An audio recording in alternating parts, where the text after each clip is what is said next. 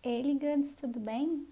O tema de hoje é bem simples, tá? Não esquentem a cabeça, eu preparei um slide, tá bem simplificado, porque realmente é um conteúdo que nós já temos um prévio conhecimento e nós só vamos ver como que é o procedimento no juizado especial. Eu inicio te fazendo uma pergunta. As hipóteses de intervenção de terceiros lá do CPC, elas são aplicáveis a essa lei? O que vocês acham? Então, pessoal, essas hipóteses de assistência, chamamento ao processo, oposição, denunciação da lide, incidente de desconsideração da personalidade jurídica, elas não são aplicáveis a essa lei. Primeiro eu vou te falar o que é intervenção de terceiro para a gente chegar a uma conclusão de por que elas não são aplicáveis a essa lei.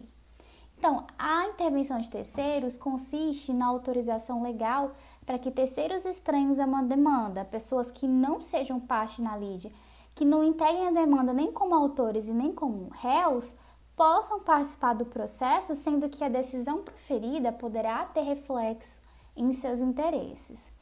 Isso, ela não é admitida nesse tipo especial de jurisdição, porque tendem a ampliar, ao menos em tese, o espectro da lide. Vai acarretar maior complexidade para a causa e, além de mais, o natural crescimento de participantes no processo vai fazer com que ele se torne ainda mais lento. Eu acabei de te falar que as hipóteses de intervenção de terceiros não são aplicáveis a essa lei. E o litisconsórcio? Ele é possível. Como exemplificado aqui no slide, há um dispositivo na Lei 9.099 que permite expressamente a sua formação. Vamos ler. Artigo 10. Não se admitirá no processo qualquer forma de intervenção de terceiro, nem de assistência. Admitir-se-á o litisconsórcio. E qual o conceito de litisconsórcios, então? Falar em litisconsórcio significa falar em pluralidade de partes, seja no polo ativo, seja no polo passivo, ok?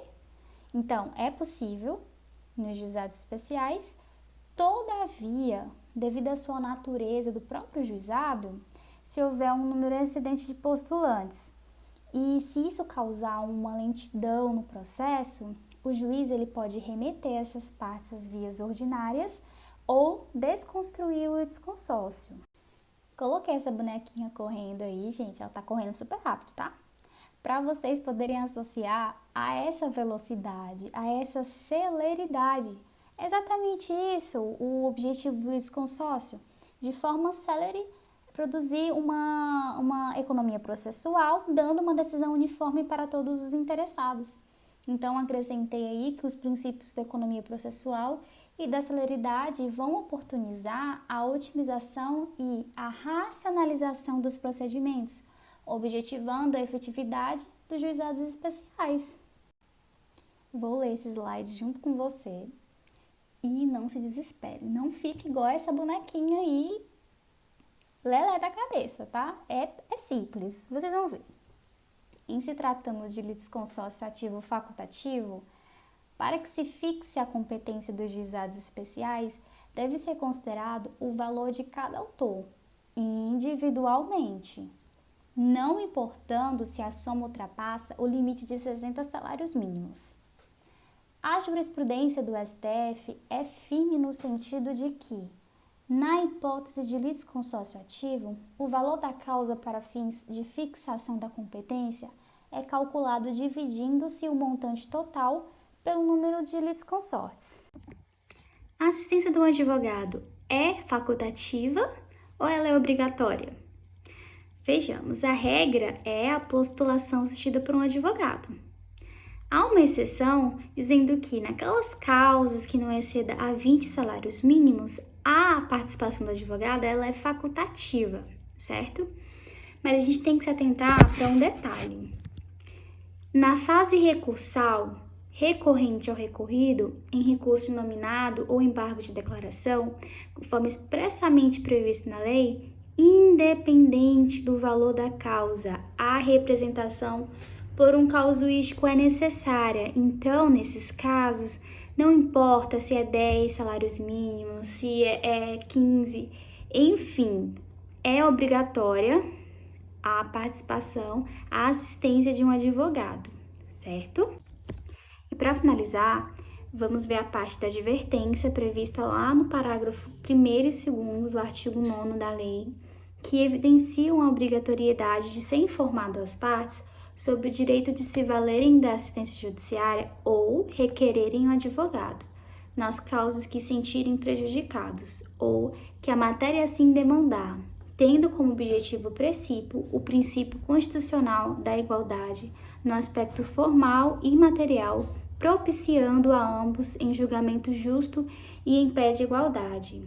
E aí eu fiz o questionamento, mas e se eu não for advertida? O que vai acontecer? Digamos que uma parte está representada por um advogado e eu não estou representada. Eu vou ler um pequeno pedaço aqui de um teor de uma jurisprudência relacionado justamente com esse meu questionamento. Olha, é o caso de declarar a nulidade do feito de ofício, diante da inobservância do disposto no artigo 9º da lei, pois não foi o autor advertido da conveniência de estar acompanhado de advogado, apesar de outra parte estar assistida desde o início do processo. Tal advertência deve constar expressamente no termo de audiência, e na hipótese de impossibilidade ou descabimento de assistência dativa, deve o autor ser alertado da conveniência do patrocínio e acatada a sugestão designada nova data para a solenidade. Saliento que tal circunstâncias causou efetivo prejuízo ao autor, que não teve a oportunidade de impugnar os documentos que foi apresentado pelo réu.